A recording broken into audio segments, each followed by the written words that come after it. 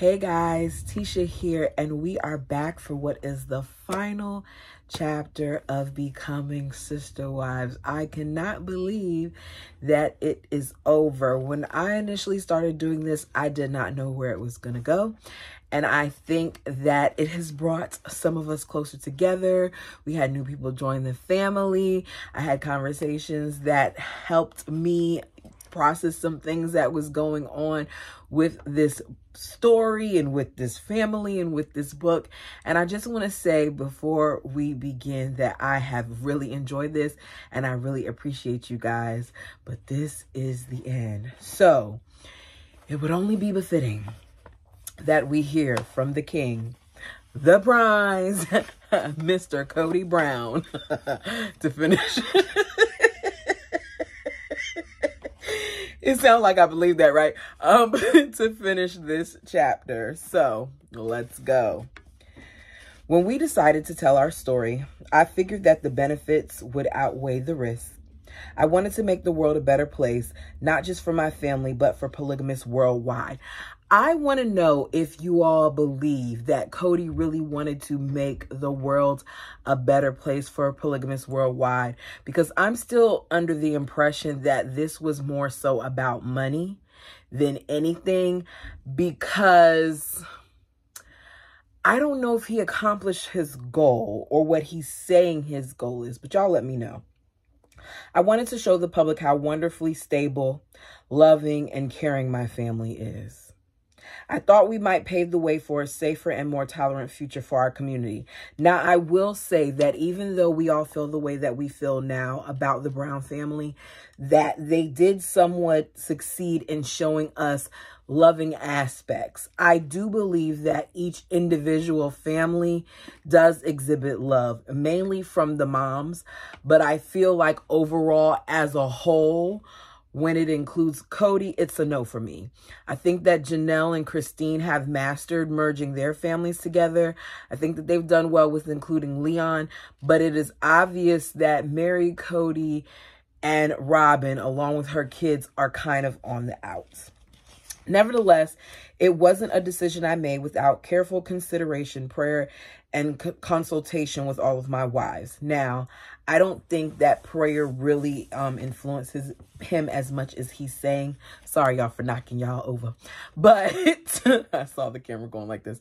But I do believe that the careful consideration was how this would help them in their pockets. I got to be honest. I just feel like that. I had thought that in deciding to do a reality show, I would help to bring our other plural families out into the open so they would benefit from society as other citizens do.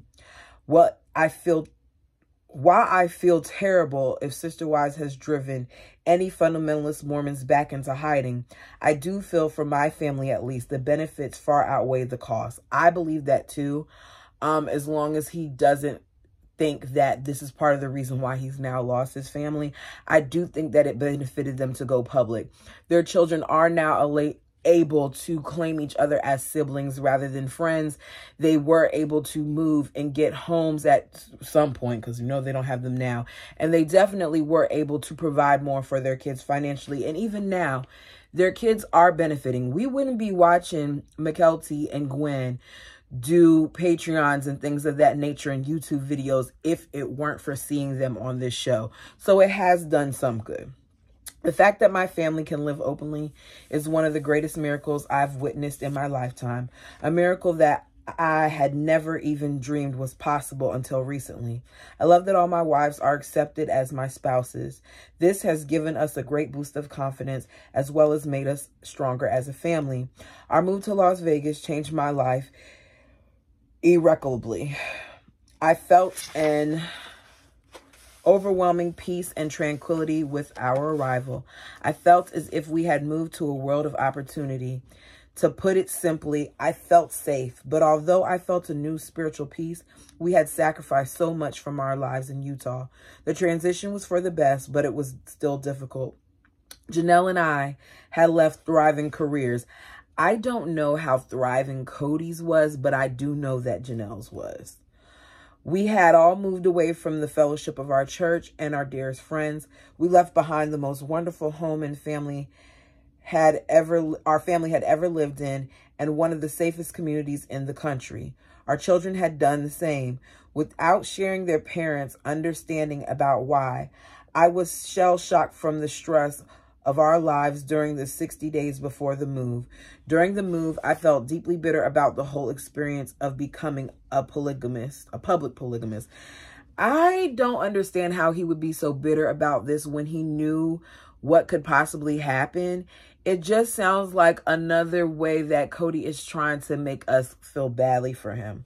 Frankly, my own tolerance and open-mindedness meant that I was naive about how living publicly would affect us as a family. Why did we leave?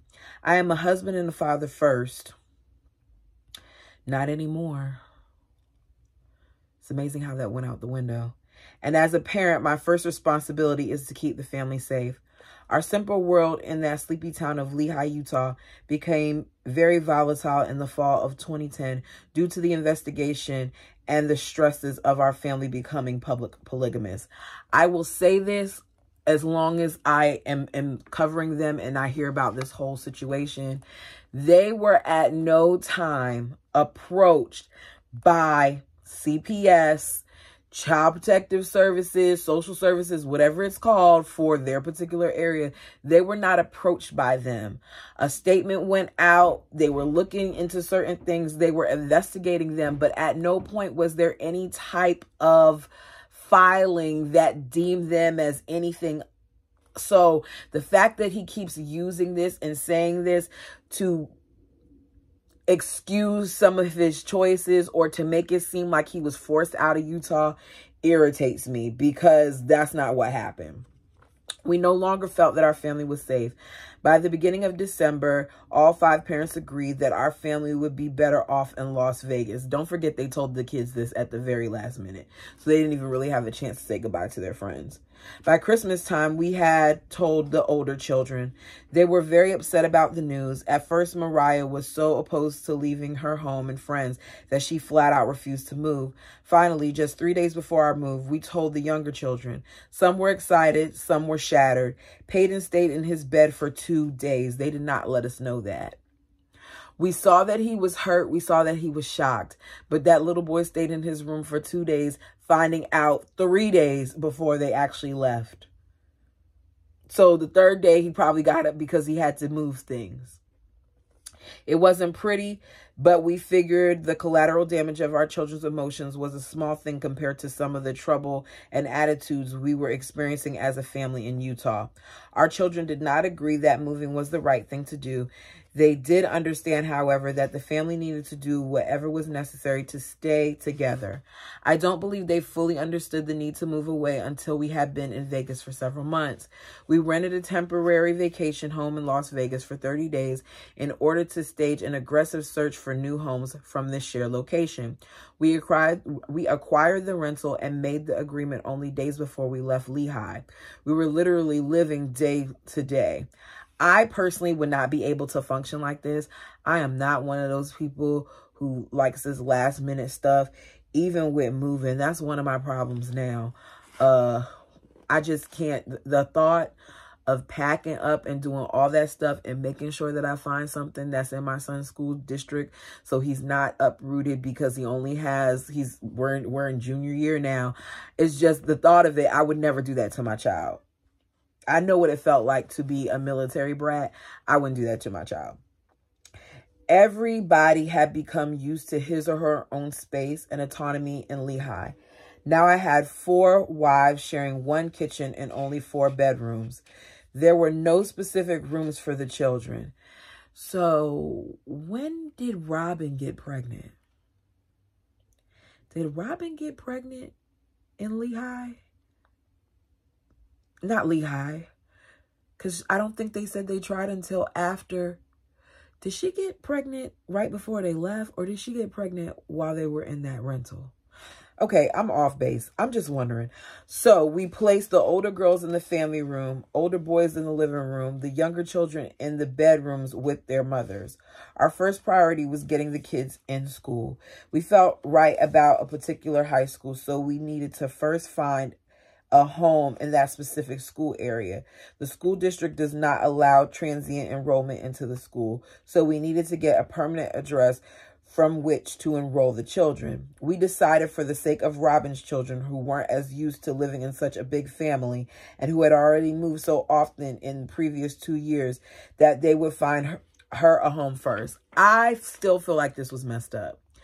And I don't really think it was a we thing. I think it was more so a Cody thing, and then him and Robin influenced the other people, probably through Mary first, because Robin's kids weren't the only ones uprooted. And Robin breaking up with her husband and then moving into her parents' house and then moving in a trailer and then moving in. That's not our problem. I don't care. I'm sorry.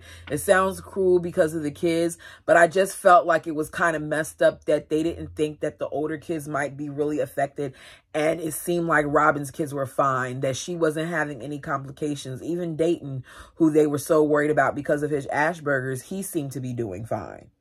We moved her just in time for the teens to start high school in January.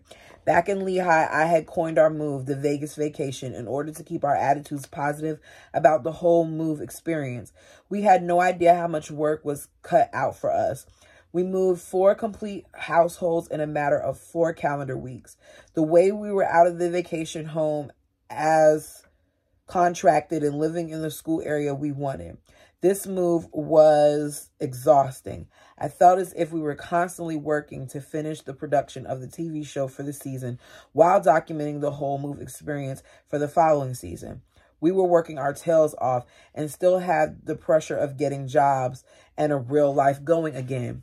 You all knew that you were going to be moving to Vegas a month before you all decided to move Vegas, and no one thought it would be smart to try to secure some form of employment before the move. Interesting. So they did the same exact thing that Robin did, which was move and expect the family to just be able to cover the expenses. In spite of the wonderful sunshine and beautiful sunsets in Vegas, everybody was a bit off. The elementary school children, Dayton, Gabriel, Gwendolyn, Aurora, Isabel, Brianna, and Savannah, were adjusting very well to school. Notice, a lot of those kids' names are Robin's. Some of the other ones as well, but that just is my point about how it wasn't so necessary for Robin's kids to just have this safe space. However, the tight integration of our family culture seemed to be eroding in significant ways. Janelle and Christine had been running their household almost as if they were a single unit, and now they lived a half a mile apart. Gabriel and Gwendolyn, who have birthdays 4 days apart and have grown up almost as twins, are no longer living in connected homes. The structure and help with the school that Christine had given Janelle's children was no longer available. Christine, once again, being a great sister wife and making sure that she provided structure and schooling for Janelle's kids, which may be one of the reasons why when Janelle seemed to be in her house by herself and she would always be telling the kids things, it seemed like they never really listened to her. Think about how many times we heard Janelle yelling at her kids or telling them to do something and she's talking like she's going to do anything and the kids didn't take her seriously. This may have something to do with it. Our high school kids were welcomed warmly by their peers, but their hearts were still connected to Utah. Now our family was separated. One friend of ours suggested that we were experiencing something very similar to a divorce. We no longer lived together and the adjustment was damaging our well-being. We saw that because that particular friend was also polygamous who had been married to that wife for several years. I can't remember his name, but I do remember him saying that to them. As time went by while living in Las Vegas, other problems arose. Hunter, for whatever reason, maybe out of love and loyalty to his football team in Lehigh, state runners-up for 2 years in a row, refused to play football. Okay, Hunter refused to play football because, amongst other things, Hunter was depressed. And the fact that he's sitting here saying for whatever reason, like he did not understand that his child was suffering from the move, and the fact that the community and family that he built with his football team was now completely severed, and he didn't even really have a chance to get to say goodbye to them or do like the things that you would do before you leave with them. Of course, he's not going to want to just run and reconnect with new people. He's angry, he's hurt, and he's depressed. He actually refused to even make friends. He seemed to sink deeper and deeper into depression. Oh, okay, so he did realize it. As the summer came closer, nobody knew what to do for him. His counselor at school told us not to worry until it had persisted for 6 months. At least his grades remained good. All these things shook our family to the foundation. I only married Robin a year ago, and we were still getting used to being a family. Now we had to change everything again and work together as adults on more than just marriages and managing family matters. The move had all of us reevaluating our relationships with our individual identities. We had to clean houses, emotionally speaking. We needed to detox our relationships and some of our deepest issues, because this family never truly dealt with their issues.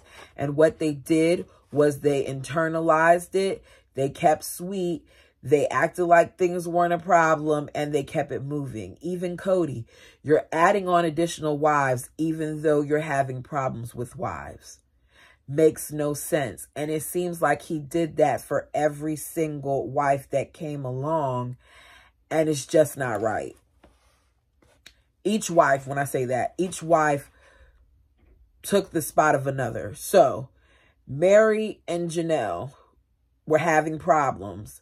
Let's bring Christine in because Mary and Janelle are having problems. Okay, Christine, you're feeling that. You're making it better, whatever, whatever. Okay, here we go. Mary and Cody are having problems. Okay, Mary thinks, oh, let me find him another person, and maybe this will bring us closer together because I brought in this other person and we could be a throuple, just for Mary to be left out in the cold. So now not only is Mary having problems, but so is Christine, and Janelle at this point is operating with Cody like it's a business or friends with benefits. There was a lot of mess going on that they should not have involved another wife. The family needed to get well, both the children and the parents. When I reflect on the personal growth and development of our family over the years, I am pleased and overwhelmed. Getting to where we are now from where we had been has been a long process. I reflect back on my life and see how much we've grown from those immature places of years gone by and wonder, will I be pleased with our emotional growth over the next 10 years? The answer is no. Will I look at back at this past year and think, boy, was I immature? The answer is no, because Cody doesn't realize the things that he does wrong. During the 16 years before Robin came into the family, Mary, Janelle, Christine, and I had a lot of growing to do. In the last 5 years before Robin entered the family, we really found a comfortable groove.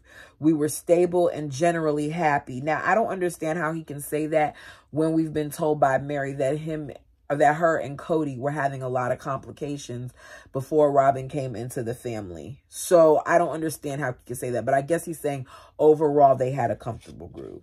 The children were well adjusted and very happy. Something was missing though. Our individual marriages and sister-wives relationships were far from ideal. Okay, that goes back to what I said. In years past, when Mary, Janelle, and Christine and I used to have family meetings about money concerns, kids' problems at school, or any of the other things married couples deal with, it was hard to not become defensive. I would often feel antagonistic. I tried to understand all of the charged emotions coming at me from different directions. My patience would go short, and we would not communicate as well as an enlightened family should. That's because y'all weren't an enlightened family. The fact that everybody, well, not everybody, Cody is one of those people who gets extremely defensive when people are talking to him, and he feels like people are attacking him even when that's not the case. So if someone speaks in the wrong tone, it's an issue. If someone is overly emotional other than Robin, it's an issue. It doesn't take much for Cody to get irritated. But Cody is not also, he's not an emotionally sound person. Like, he doesn't relate to other people's emotions. The only emotions that matter are Cody's. This was all in our most recent years. We were even worse back when we were all new at it and the oldest children were toddlers. I knew that in our acceptance of the principle of plural marriage, we were being challenged to be kinder, more patient, and more loving in our mundane day-to-day life. The fact that they felt, or they're taught, because this is what they've said, not to trust like counselors and psychologists and things of that nature is part of the reason why these people don't know how to properly communicate, because I don't think they were ever taught certain social skills that the rest of people are taught. I'm not saying that this is for all plural families. Let me be clear.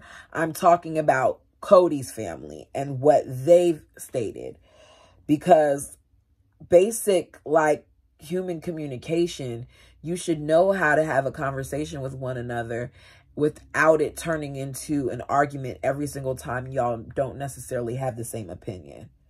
We didn't always rise to the occasion. We needed improvement in our relationships, and we didn't even know it. Robin and I had been courting for about 2 months when we got engaged. She had received by Mary Janelle. Oh, they only courted for 2 months before engagement. Okay. She had received by Mary Janelle and Christine. She had been received with them by open arms and open hearts. I don't believe that. I really feel like they did what Christine admitted to doing before, where they just suppressed the emotions. I feel like they were all acting. Within a month of our engagement, however, everybody started to struggle with the emotional adjustments of the courtship. Robin quickly realized that we had been avoiding many of our problems. In my pride, I had rejected the idea of any form of marriage counseling. We did not know how to validate each other in our feelings. We were hiding our problems in career pursuits and other outward efforts. In our marriages and the sister-wives relationship, we had started to settle for less than our best. We become complacent with mediocre lives, relationships, and marriages. There was nothing wrong with that if we didn't mind living a mundane life. He lived a mundane life apparently for a long time, and the other wives may have not realized that he felt it was mundane. However, plural marriages only lived well when those involved seek to strengthen and better their relationships. Some of us had become aggressive. Some of us had buried our feelings, and we weren't emotionally healthy enough to have another wife come into the family. That's Mary he's talking about, I believe, and Christine. I put off the wedding until the following spring because we didn't have the financial means to support Robin and her family, but we actually needed that time to heal our relationship so that Robin could enter a family that was ready for another wife. That's not why he put it off. He put it off because he was waiting for that TLC check. Let's be clear. We've heard different reasons as to why this wedding was pushed back. And it mainly was money. But TLC paid for it, so whatever. And according to Robin, it wasn't the family or TLC that paid for her move. It was the bonus check that he got from his commission, and it was her tax return. So which one is it? Families living plural marriages have to expect emotional and spiritual growth. Our move to Nevada brought on new problems we never expected. We started working together to find and build businesses. Many married people love each other very much, but enjoy time apart while they immerse themselves in a career. Most people will tell you that it is a struggle to work in a business without their spouse or with their spouse. Many tell me they could never work in businesses with their husbands or wife. Now I'm working every day and in every way with all 4 of my wives. This experience has caused us some significant new challenges. My wives are all very independent, free-thinking women.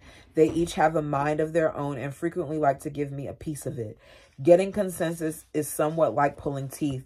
Some days when we first moved to our 4 homes, I wanted us to walk away. I actually got tired of working with them all the time. There were many days when I thought we wouldn't be able to pull it off. I just kept telling myself that it was necessary. If I want to be with them for all of this life and beyond, I had sure better be able to work with them in business. They shouldn't have worked together. you couldn't even get along normally. It's not easy to get along like that. Then you should have known it was going to be complicated in business. Part of our struggle was actually agreeing on a business that worked for the whole family. Our insecurities were brought to the surface again and again, trying to figure out what businesses suited everyone. And the business that they picked didn't even suit everyone. It suited Robin. Magic happened when all my wives started training with the fitness coach. He and I had become friends and were obsessed with the idea of opening the fitness center together. I want to know how much friends they really were, because once Janelle changed her fitness instructor and she started seeing Bill, we didn't see, not Bill, I think Bill was the first one.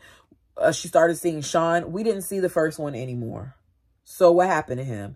Matter of fact, when they were doing stuff with the wrestling mat and all that other stuff, the other guy didn't come in. It was her new fitness instructor that helped. So what is it? My wives love this idea. As we formulated a plan, we were approached by a company that asked our family to partner with them on Operation Detox, a business and humanitarian project focusing on nutrition and addiction recovery. Both these endeavors gave the family new direction and purpose. That probably was something that Mary was really excited about, because we know that's kind of what Mary wanted to work with. Our relationships are thriving with the new energy of having a cause to unite the family was something we all felt passionate about. This new direction even engaged the kids. As our family united on the wellness and fitness center projects, other things began to fall into place. The older children began showing positive signs of adjusting. Aspen said that she had always loved living in Las Vegas, and McKelty agreed with her. Madison began to enjoy her social life, not needing her Utah friends so desperately. Hunter started playing on the high school football team, and in spite of joining late, became the defensive standout on his freshman team. I just love Hunter, y'all. Y'all know I got a sweet spot for Hunter. I'm really excited that we get to see him on the upcoming 2 shows that we're going to see, 2 episodes for Christine's wedding. We get to see Hunter. I love Hunter.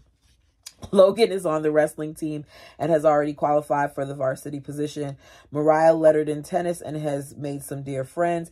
Gabriel and Gwendolyn, our separated twins, have learned to express their need to spend time together, and we always facilitate. All these things have been punctuated by comfortable adjustments of Peyton, Dayton, and Garrison becoming video game buddies and enjoying the middle school together. Last of all, the Pixies. Let me go back. Notice that Robin's kids are included in a lot of this, and we're not hearing anything negative. Everybody is being included. So all that mess that she's talking about them being excluded all the time, no, we see it even as early as now that they were being included. Last of all, the Pixies, as I call all the little girls, enjoy frequent sleepovers, playing dolls, and dressing up at each other's homes. The Vegas vacation became a reality for me this past summer as the kids began to relax into their new lives while we spent time as a whole family in Janelle's pool. My family is my life. I love being in a peaceful and happy environment with them. So I wonder, okay, if this statement is true, maybe this is part of the reason why Cody feels so off right now, because he's looking around him and seeing how much things have changed. I think that he thought his family was his life, and now that his family doesn't need him and they're operating without him, he is severely distressed. I love being in a peaceful and happy environment with them. I draw strength from them daily. I love their energy and unity that we exude as a group. After all, ours is the ultimate love story. That's not true. Sweet, layered, textured, passionate, and tender. As complicated as all marriages are, to know true love, you need to understand the struggles that come with it. So did Cody love all his wives? Y'all tell me if y'all think that Cody at one point did love all his wives. I know that some of them he didn't fall in love with until later on. Example would be Janelle. But do we think that he at one point did love his wives? Within these struggles, we have found that our true love can endure with commitment to the best person you can be, the best father, the best husband, the best citizen of this earth.